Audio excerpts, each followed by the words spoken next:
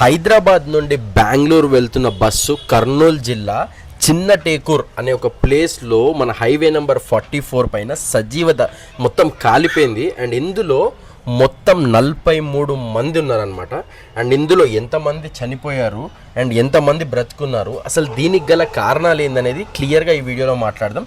Friends, ఎవరైతే first time చూస్తున్నారో జర లైక్ చేయండి, సబ్స్క్రైబ్ చేయండి. ఇట్లాంటి వీడియోస్ నేను ఎవ్రీడే మేము ముందుకు తీసుకొని వస్తాను. యాక్చువల్గా ఫస్ట్ మీకు అడగాల్సింది ఏంటంటే, ఎవరైనా ఇట్లాంటి బస్సుల్లో ట్రావెల్ చేస్తే అసలు ఎలా ఉంటుంది ఎక్స్పీరియన్స్ అనేది నాకు కమెంట్ చేయండి. ఎందుకు అని అంటే, ఫస్ట్ థింగ్ నేను చెప్పాలి ఏంటిదంటే, ఈ బస్సులో ఇప్పుడు రీసెంట్గా రివీల్ అవుతుంది ఏంటిది అని అంటే 2 సీటింగ్ ఉన్న బస్సుని 3 సీటింగ్ చేశారు అని చెప్పి. ఇంకొకటి ఏంటిదంటే, మనం నడవడానికి అంటే లగ్జరీస్గానే ఉంటుంది పడుకోవడానికి స్లీపర్ బస్సు, కానీ నడుచుకుంటూ వెళ్ళే అక్కడ లోపల తిరగడానికి చాలా ఇబ్బందిగా ఉంటుంది.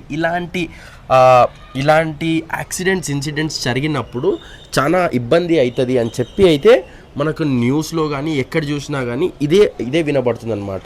అసలు మీరేమనుకుంటున్నారు, అసలు మీరు ఒకవేళ ట్రావెల్ చేస్తే మీకు ఈ ఎక్స్పీరియన్స్ ఏందనేది నాకు కమెంట్ చేయండి. ఓకే, ఫస్ట్ ఏమైంది అంటే, ఎవరైతే హైదరాబాద్ నుండి బెంగళూరు సాఫ్ట్వేర్ ఇంజనీర్స్ వీళ్ళందరూ నిన్న నైట్ బయలుదేరారు అనమాట. సో అక్కడికి వెళ్ళేసరికి బస్సులో 41 మంది ప్రయాణికులు, 41 పీపుల్ ప్రయాణికులు అండ్ ఇద్దరు డ్రైవర్లు అందరూ డీప్ స్లీప్లో ఉన్నప్పుడు ఆ బస్ డ్రైవర్లు ఇవి మినిమం 120+ మెయింటైన్ చేస్తాయి ఈ బస్సెస్. అండ్ ఒక బైక్ని గుద్దితే 300 మీటర్స్ దాన్ని గుద్దుకుంటూ వెళ్తే ఆబ్వియస్గా దానికి పెట్రోల్ ట్యాంక్ పగిలిపోయి మంటలు అనేది చెలరేగినాయి. అండ్ ఇక్కడ చెలరేగినప్పుడు ఏమంటారు, ఆ బైక్ అబ్బాయి కూడా చనిపోయాడు.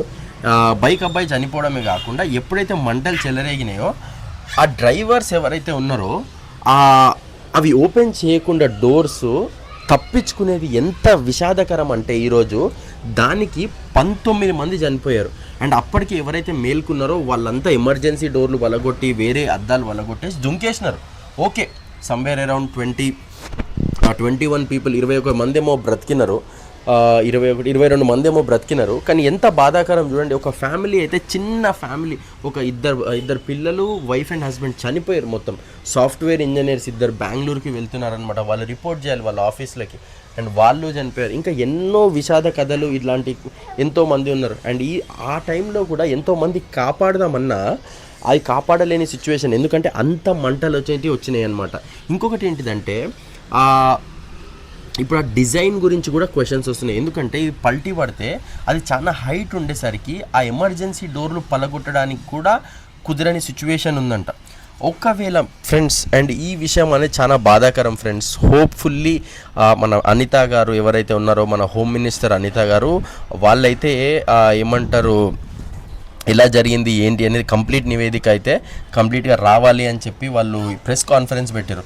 ఇదేం పొలిటిసైజ్ చేయట్లేదు, కానీ ఏంటిదంటే very very sad news.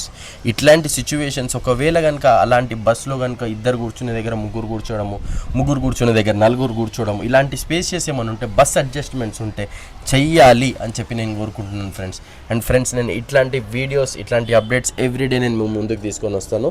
And నాకు సపోర్ట్ చేస్తున్నందుకు thank you friends for watching my channel.